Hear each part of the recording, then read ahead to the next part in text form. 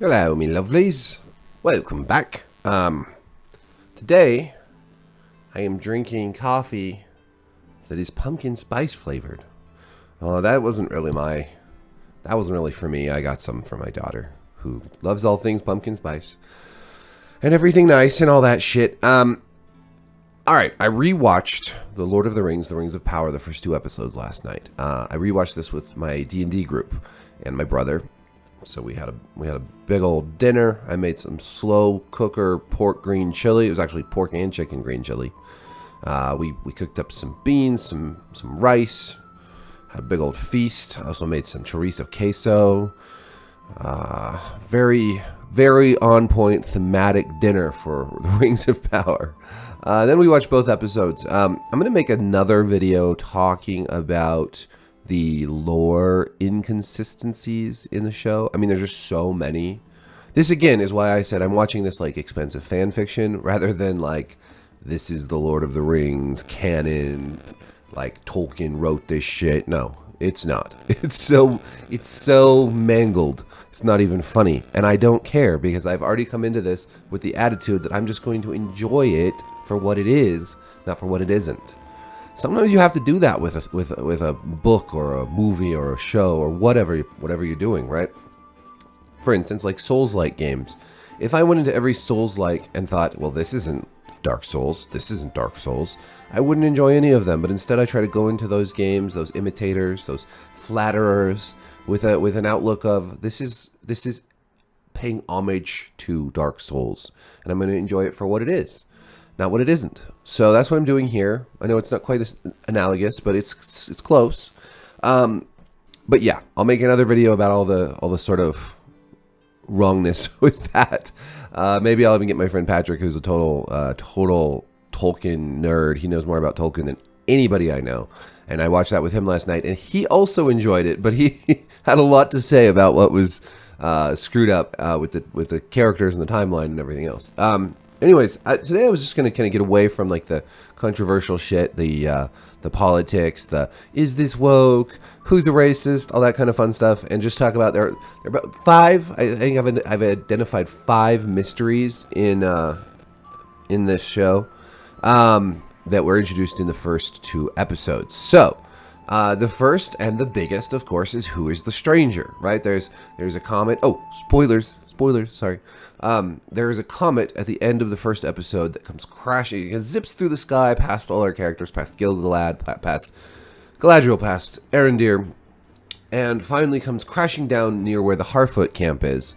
And the young Harfoot Nori, who looks like a young William Wallace, but a girl version of William Wallace. My brother actually pointed that out, and it was so on point. Like this Nori's young William Wallace. No wonder I like her so much. Braveheart is still my favorite movie. I don't care what Mel Gibson's done. I still love that fucking movie. So anyways, comet crashes down. There is a bearded, naked man laying in the center of the crater that it creates, surrounded by fire. Now Nori ends up falling into this pit, and the man wakes up, and he like does his yell thing, and all the fire disappears, and then he falls back asleep, and the fire reappears.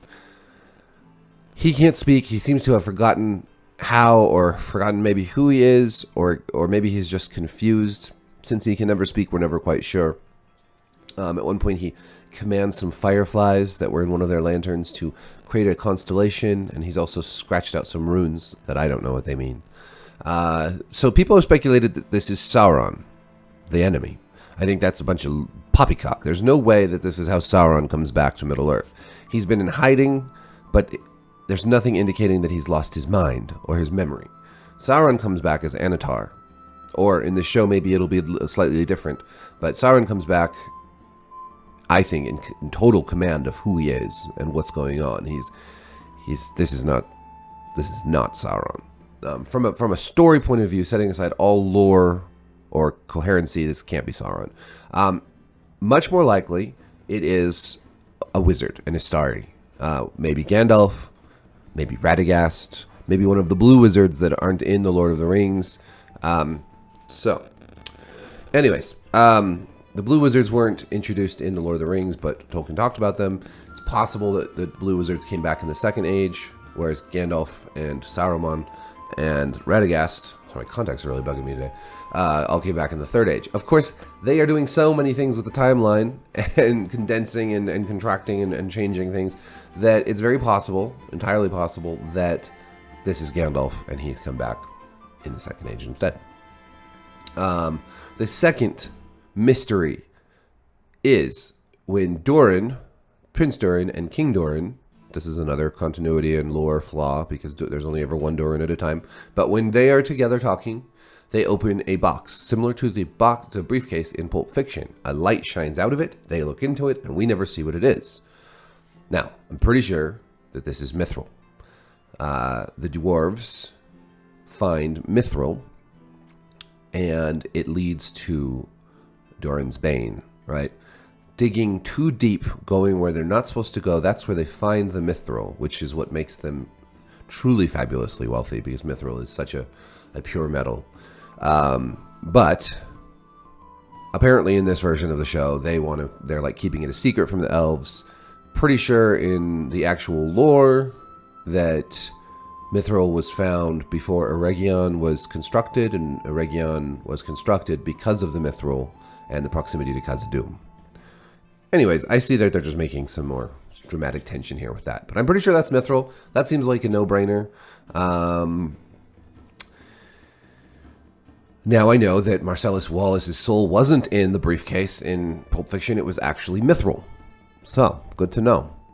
Which actually makes Pulp Fiction kind of a more interesting story, if you think about it. Because Mithril would be useful for criminals. The third mystery, at the very end of the second episode, Galadriel and Halbrand are on their little raft. Halbrand has just saved Galadriel. A man saves a woman, so all these people saying that this show is going to be super woke and the women are going to make all the men look bad, can just think about that for a second, because Halbrand saves Galadriel. A man, a white man, saves a damsel in distress in this show. That's about like 180 degrees away from woke. Anyways, at the end of the episode, a ship pulls up next to their raft, and we see like a shadow of a man and a silhouette of a man against the sun. I think it's a man. It could be a woman. We don't see who it is. Why are they hiding his identity? I think just to keep us in suspense. I don't think there's going to be any big like, oh, it's him, because we haven't even been introduced to like any of the Numenorians. I think it may be Isildur, because again, yeah. They haven't introduced any of those characters, and I know that they've squashed these timelines up so closely that we're going to have things that happen across several hundred or a couple thousand years all taking place in one show. So this could be one of the humans that probably really wouldn't come around until much later. The fourth one. What is Theo's Morgul blade? So a Morgul blade is just a sorceress blade, a magical blade, an evil magical blade. It doesn't mean it's from Minas Morgul, which isn't around yet. We haven't got the Nazgul yet. The 9 rings haven't been given out to the 9 human kings yet. But there were still magical blades, and, you know, Theo and Bronwyn and their people are all living in the Southlands, which are actually Mordor.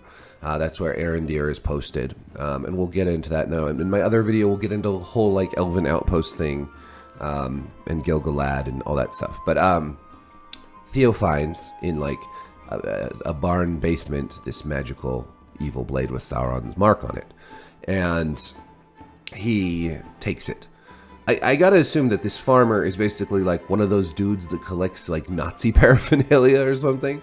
They're in Mordor, so obviously there's going to be, maybe there's the remnants and like bits and pieces and artifacts of Sauron and the old wars that took place.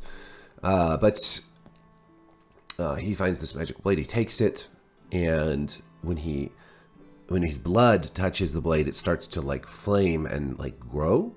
So I'm thinking that Theo eventually grows this into a full blade, and maybe Theo, who has a dark side for sure, goes evil. So we'll see. It's clearly, you know, was it Sauron's blade? Was it just one of his lieutenant's blades? It's linked to Sauron, though, so that's a mystery. Theo himself is part of that mystery, I would say. I'd say that's a fair assessment. The last and most important for this series is who is Sauron. So Sauron is a shapeshifter, and he can take any form he wants. That's how he fools the elves and Celebrimbor into, he ingratiates himself with Celebrimbor and secretly forges the ring that can control all the ones that he helps Celebrimbor make. What is he going to look like? We were fooled a little in the first trailer that had that priestess of Morgoth, and that we thought was Sauron, but that's a chick. It's not Sauron. It's not even, that's been all cleared up, unless for some reason he takes that shape, which makes no sense. But he could be anybody, right? He could be already in the first 2 episodes one of the characters we've seen, because he's a shapeshifter. That's kind of an intriguing mystery. That adds a cool layer. Wondering, I don't think we're going to find out right away. And then there's, how's this season going to end? Is it going to end with the forging of the rings? Is it going to end with the Sauron reveal? The great thing about an adaptation that does change so much about the work involved is that we have to guess, because things are different now. We can't just go look in the appendices of the Lord of the Rings. And in a previous video, I said the appendices to the Silmarillion, and I think that was just... I just got my wires crossed. This is the appendices to the Lord of the Rings.